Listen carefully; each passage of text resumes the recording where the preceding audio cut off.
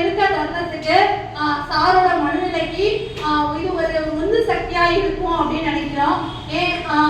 Sir வந்து பாத்தீங்கன்னா எல்லா விஷயம் நாம நினைப்போம், இப்படி சார் தூக்கி நல்லா எழுதிக்கிறாங்க, இவ்வளோ ப்ராப்ளம்ஸ் இருக்கு. ஆனா அது எதையுமே அவங்க சார் வந்து இது வரைக்கும் வெளிக்காட்டினதே கிடையாது. அவங்க கூட பயணிக்கிறதுனால எங்களுக்கு வந்து தெரியும். என்னடா இவங்க எப்ப பார்த்தாலும் அவங்களே புரிஞ்சுக்கிறாங்கன்னு நினைக்காதீங்க. ஆமா, கடவுளோட அனுகிரகம் வந்து இங்க எவ்வளவு இருக்கு. ஏன்னா சார் எல்லாருக்குமே ஆனந்தகுமார் அப்படிங்கிற பேர் வந்து தன் பையன் ஆனந்தமா இருக்கணும் அப்படின்னு சொல்லிதான் அவங்க அம்மா அப்பா வந்து பேர் வச்சிருக்காங்க.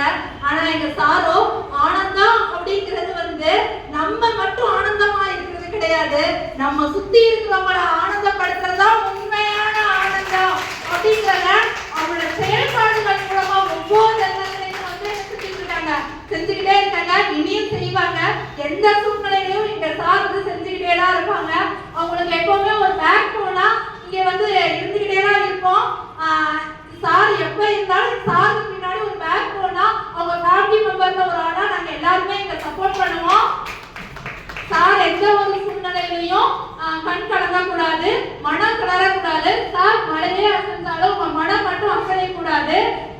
இது வந்து ஒரு சகோதரிகளுடைய வாழ்க்கை, அது இன்னைக்கு ஒரு சகோதரோட வாழ்வு.